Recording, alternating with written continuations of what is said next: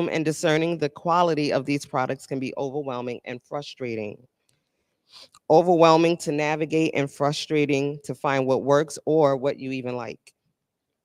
I'm going to share a few foundational tips to help you make the best choices for yourself going forward. All right, sit down.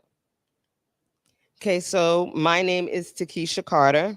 I consider myself a cannabis specialist, specializing in cannabis health coaching, cannabis assessing, education, and advocacy.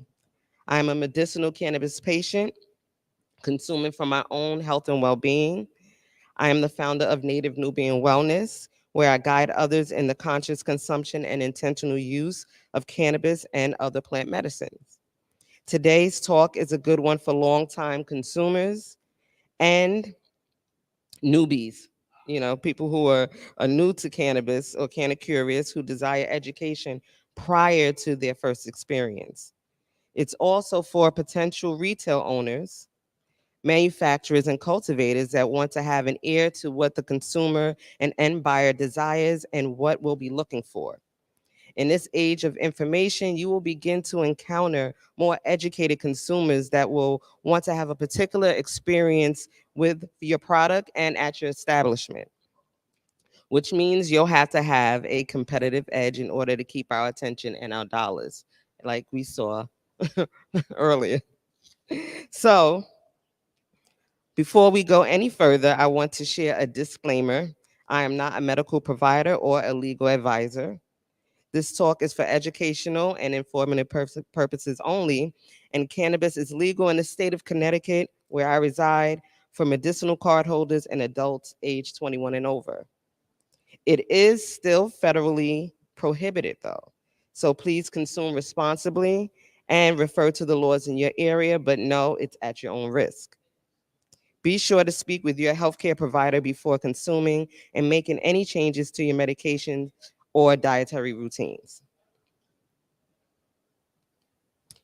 So, in choosing an effective product, we begin with 6 questions: the why, what, how, who, when, and where of it all, right? This is what I'll be sharing today. So, why are you consuming? What products or product is right for you? How will you consume? Which delivery method is the best for you and how much of it? Who will you source quality products from? When is the best time and where's the best place? Set and setting is important, and we'll touch on that later. Okay, so meet Susan. She suffers from a few things like rheumatoid arthritis, irritable bowel syndrome, some bladder discomfort, and eczema. She takes quite a few medications, but she's not getting the relief she needs. She bumped into a childhood friend at the local grocery store, and they began to catch up. They began to share about the events in their lives over the years and landed on their current health. Her friend mentioned the improvement she's experienced using a cannabis-infused topical she purchased at a local retailer. She went on to tell Susan that she should consider something similar and gave her the address of the retailer. Hesitant at first, Susan mentions the discussion at her next doctor's appointment, wondering if this would interfere with her current prescriptions. She received a recommendation to purchase cannabis in her state. Armed with her license, she goes to the retailer her childhood friend referred and is overwhelmed with the new experience. She smoked a little pot in her younger days, but this is a lot different. Too many acronyms and names. She has a fixed budget. Where should she start? So does anybody know where Susan should start? Pharmacist? Yeah, you could start there. All right, so where are you starting? With intentions. Let's start with your intention. Intentional cannabis use is aligned with being a conscious consumer. Conscious consumption is something I practice to save money and product. With the out-of-pocket cost of cannabis being high, affordability and accessibility of quality is important. I'm a huge advocate for medicinal card holders having their cannabis purchases covered by health insurance. Go New York. But those products need to be quality assured. There are many different reasons people are called to use cannabis. Some use it for physical ailments or medical diagnoses, others for the euphoria and intoxicating effects. Several studies have shown that the plant has been helpful in a myriad of ways to improve a person's health. With there being multiple reasons to consume, finding what works can take some time though. It can feel like throwing a bunch of darts on the board, hoping to hit the target. Choosing with intention, though, focuses your aim and begins to narrow down what type of product to choose. Your intentions help you to assess your needs. So why are you consuming? What are your intentions? What is anybody want to mention why they consume? Like what is the number one reason for their consumption? Stress, pain, relaxing, pain, exactly. So what are you looking for when you go to cannabis? Pain management, stress relief, improved sleep, inflammation relief, gut health issues, improved sex, and a natural alternative to alcohol. Some people are replacing alcohol now. So the legalization of hemp and the 2018 Farm Bill expanded the options for the type of cannabis to consume, and it's steadily increasing.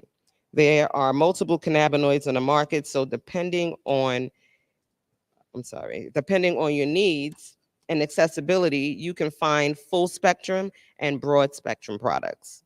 Full spectrum products contain higher levels of THC than broad spectrum products.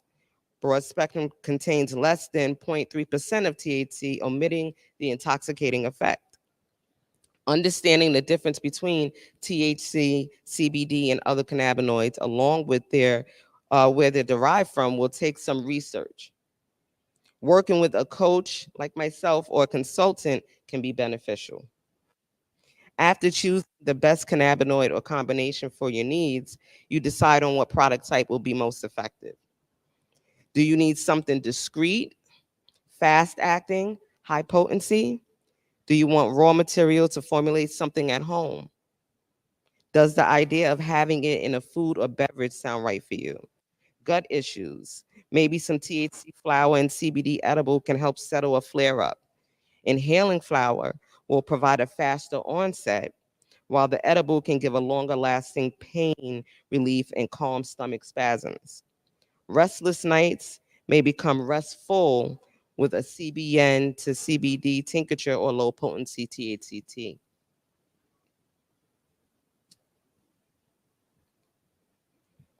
So, understanding the THC and CBD ratio. So, finding the balance in what is most effective for your needs will take some creativity on your part. You got to kind of be a magician sometimes when it comes to mixing and combining products. Everyone's body is different. Their tolerance levels and the balance of their own endocannabinoid system will make the difference in achieving the desired result. Keeping focus on your why, your intention, will help to mitigate the frustration that can occur when choosing products. So oftentimes some of my clients will become frustrated because they purchased something, it didn't work the way that they thought. They feel like the dose wasn't high enough, or it was too high. So and they want to quit, they want to give up. Oh, this doesn't work, it's not for me. But it takes some time in finding the right balance of different cannabinoids and other elements to find the most effective product. And so, like I said, choosing the right products for you, you have to understand the difference, and you also need to source it from a reputable brand. And that's how you get safe and effective cannabis use. And so here we have some examples. You're unable to see it as close, but of some products that I assess. As a sommelier, I assess the products prior to consuming, and these are some of the things that are found, even from dispensaries. And so here you have what they call an anther. So this is something that would happen if the plant, I guess, it had some type of trauma in the growth and cultivation practice, and it starts to grow the male part, and create seeds, right? So it started to becoming what we know in the industry as a hermaphrodite. And so this one, the one in the middle, is um, discolored. So I wanted to examine it a little closer, and that's what the third picture is. And I was able to see some infestation and things like that. So even from dispensaries or your sources, you have to be careful when consuming. And so high quality cannabis products can ensure you receive the maximum therapeutic benefits. So when you pick up things that are low quality, you're not going to get the most effective product because it's not able to produce that. So you can get the maximum therapeutic benefits when you find high quality cannabis, while safe products can protect you from potential health risks. So this here is a human hair, so someone's DNA that I'll be grinding up and smoking up in my bowl. So these are things that I'm able to find as a sommelier or an assessor, um, prior to consuming, and I trash it. But not, the people don't want to have to trash it. The cost of it, it's like, I done spent this money, I shouldn't have to. So we're back to Susan, and she spoke with her daughter, and they've decided she should start slow. She wants to try that topical for her joints and RA, as well as a tea for her IBS. She feels the topical can work double duty, relieving her pain and eczema flare ups, and the tea can help settle her gut and get better rest through the night. Susan stops in the retail space and speaks with a consultant on site that explains some of the difference in the products they offer. She receives some more literature to read at home for future purchases. She learns about terms like terpene profiles and COAs. She decides that she will do more research to dial in on her purchases because she doesn't have money to waste on products she won't use. Feeling informed, she purchases a topical made with a high concentration of multi-cannabinoids, some hemp seed, and essential oils for pain, inflammation, and skincare. She decided to go with a low potency THC tincture for better dosing in her herbal teas of preference. That way, she is better able to control how much is in each cup.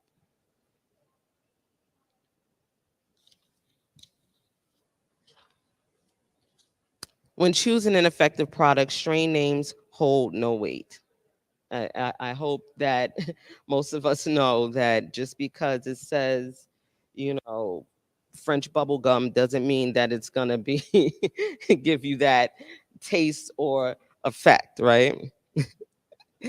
So it holds no weight in how the product will affect you. It is the combination of the plant's molecular structure and its health, the health of the plant, that will determine the product's effectiveness. Cannabinoids are the active compound in cannabis that interact with our body's endocannabinoid system. And if you are unaware of what your endocannabinoid system or ECS is, start to do the work and Google it, do your research so you understand why cannabis works for us as humans. Um, the two most well-known cannabinoids are THC and CBD, but there are many others that also have potential therapeutic benefits. Terpenes add a great deal of medicinal value, each profile giving a unique therapeutic effect and experience, and should be considered when looking for the right product. This is why it is important for the cultivators and manufacturers to produce quality. Starting off with low quality raw materials creates products that are ineffective and possibly harmful. Sourcing lab tested cannabis products is ideal, but a lab test won't tell you if the trichome structure and health is poor, or if the plant was harvested prematurely or overripe. That will come from your own due diligence.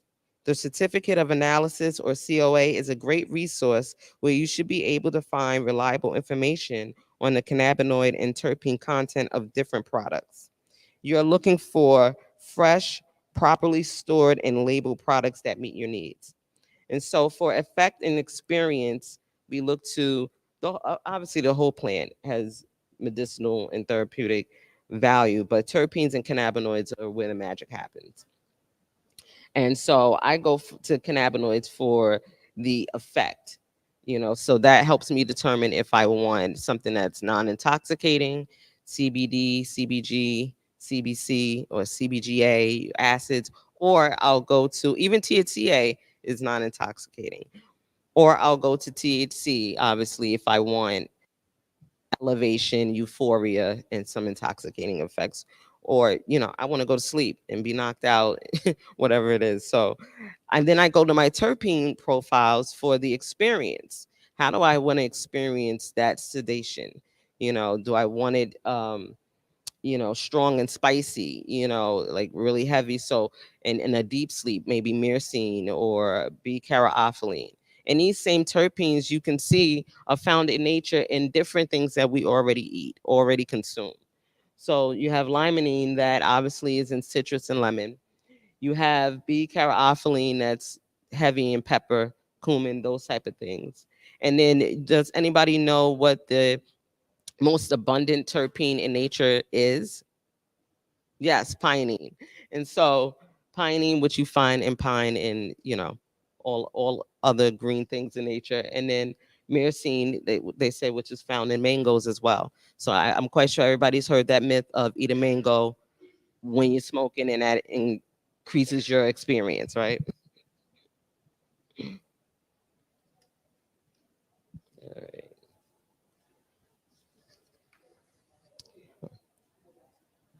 You want to go back? Mhm.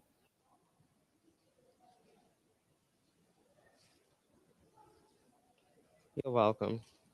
And so, how much to consume? Now is the how. How much to consume for your desired outcome is dependent on a few key factors: which cannabinoids you choose, the potency of your product, and delivery method. For beginners, you want to start low and go slow. I don't know how much I have to say that. If you're first time consuming, you don't want to grab or just take, oh, hey, I got a gummy from my friend, and this is a 50 milligram gummy, and now you're chewing it up and it tastes good. It's a gummy. But 30 minutes later, you're like, what in the world what did you drug me with? So starting slow is important. Space some time between each use while tracking its effect in a journal or app on your phone, like Tetragram and Strain Print. These apps hold data on cannabis and products and reviews from consumers. They can be a useful source for keeping track of what worked well and what wasn't effective for you. Dosage and consumption method can also impact the effectiveness of cannabis products. Starting with a low dosage and gradually increasing it, especially with edibles, you want to wait to see what the effect is first before you start consuming more. This is why I, really advocate for micro servings instead of micro dosing, especially if you're cooking with cannabis. You want to be able to create micro servings so you can eat the whole portion and not overconsume.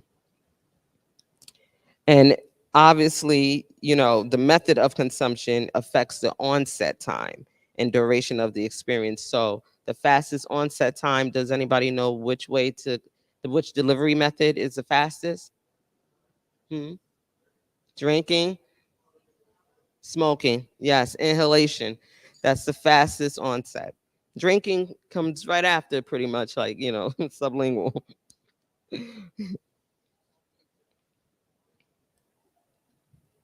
So after choosing the delivery method and understanding how much to start with, you are now looking at set and setting, when and where. Conscious consumption and intentional use requires being a responsible consumer and not only knowing your limits, but when is the appropriate time to consume and which product. If you deal with migraines and are consuming to help prevent a flare up, you may decide to consume a non intoxicating cannabinoid in capsule form during the day, opposed to smoking a joint before work to be discreet. Each situation is different. Your environment plays a role in the effect of your product as well. If you are consuming your product to relax and calm, you want to avoid anything strenuous and demanding. This can determine the experience that contributes to the effectiveness and desired outcome.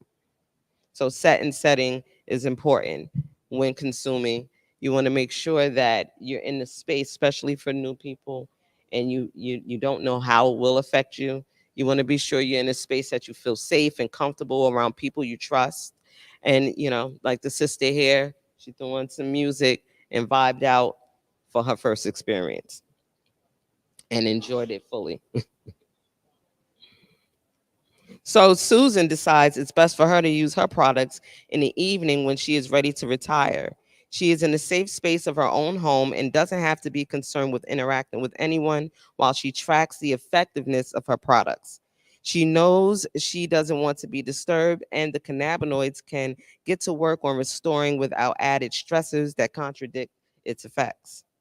Taking the low and slow approach, she adds a couple of drops of the newly purchased tincture to a cup of passion flower and chamomile tea, which has other terpenes, so it kind of enhances it, and rubs her topical on the back of her knees and her neck, and eczema patch on her arm. 20 minutes in, she is feeling the sedative effects of the infused tea and falls asleep. So, in closing, selecting effective cannabis products requires careful consideration of your needs, product type, quality, and safety, your dosage and consumption method, and set and setting. By following these key factors and consulting, let me see, reliable sources like myself, you can make informed decisions and achieve your desired therapeutic benefits. So Susan has now added cannabis products to her daily regimen. She has spoken with her physician and is no longer prescribed meds for insomnia and anxiety.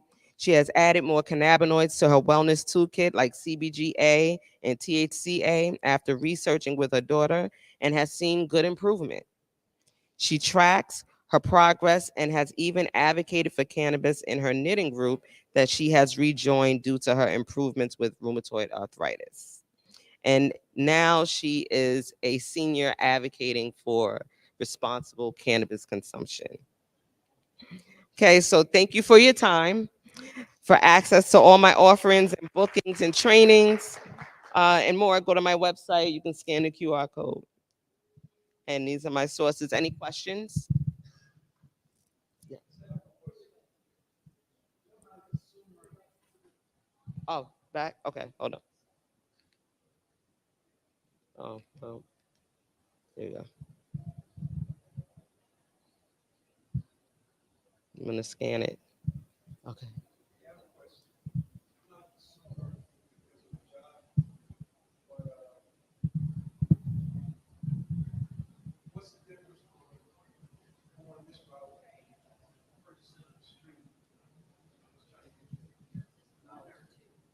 Okay, so yes, I do advocate for obviously having a medicinal permit. I advocate that for any African American, period, hands down, just because of the way that things work in this country. So I would speak to my physician and get the medicinal permit.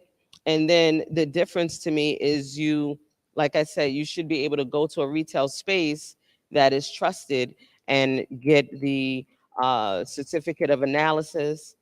It should be third party lab tested. This is not what you're going to find on the street, so it should be tested for pesticides and harmful substances within that cultivation, but within the street that we're unable to test.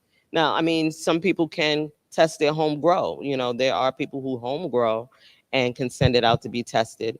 And so if you have a trusted source in that way, then yeah, because home grow is legal in the state of Connecticut. And gifting, for if you're a home grower and they gift you cannabis, but I would also, assess that and recommend that they test it first.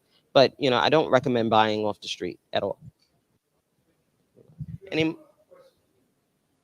another question? Yeah. Oh, hey, I'm sorry.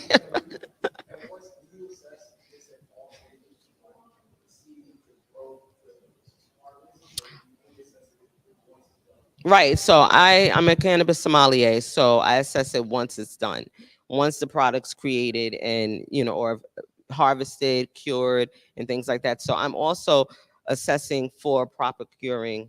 I'm looking at the colors, the discoloration, the health of the trichomes, and things like that in my assessing.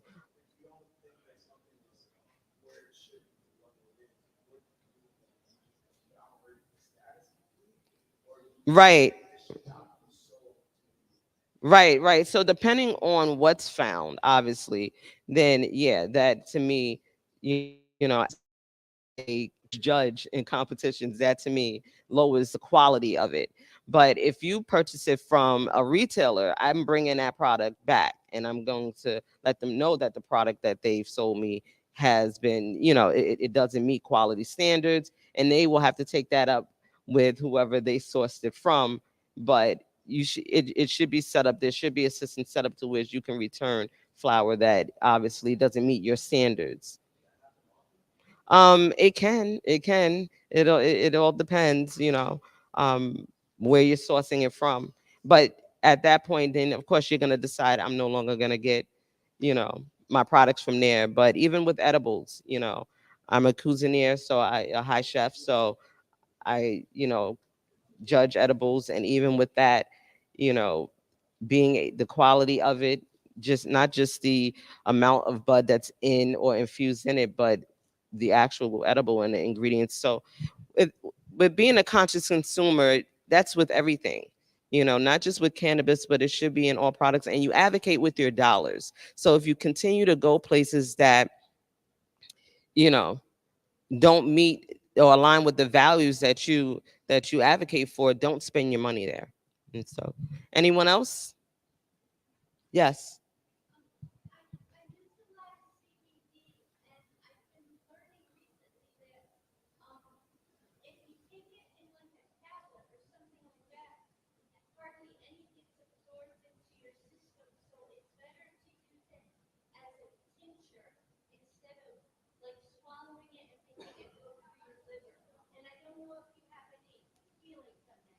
Okay, so I it depends on how, if it's activated, if what the quality is for me.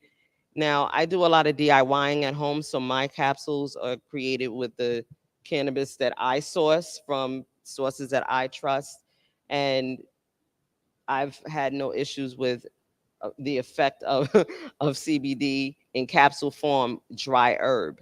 Now, concentrated oils and things like that, it all depends to me also on your tolerance level, but it it should have a good amount of bioavailability. So, if it's better that way for you and what you're consuming it for, then I would go with the tincture under the tongue or an infused oil. Yeah. Okay. Yes. Thank you.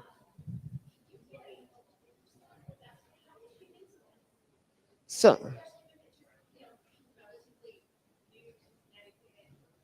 right. So, I've been a medicinal patient, and I started advocating, and I advocated for a qualifying condition to be added to uh, by the what is the board of physicians. So I went through that process, and that kind of started the journey. Advocacy, I became certified with normal and green flower, and then in that journey other things started to open up. I became a cannabis health coach and went to the Cannabis Coaching Institute, that's out of Colorado, but I did that online, and then became a Ganjier student and started assessing and a level one interpreter through Trichome Institute. I became a cannabis educator. So a lot of education. I'm still a student in certain areas as well, but that propelled me. And you can go to my website and you can find all the things and get involved. Okay. All righty. I think that's my time. Thank you, everyone. I appreciate it.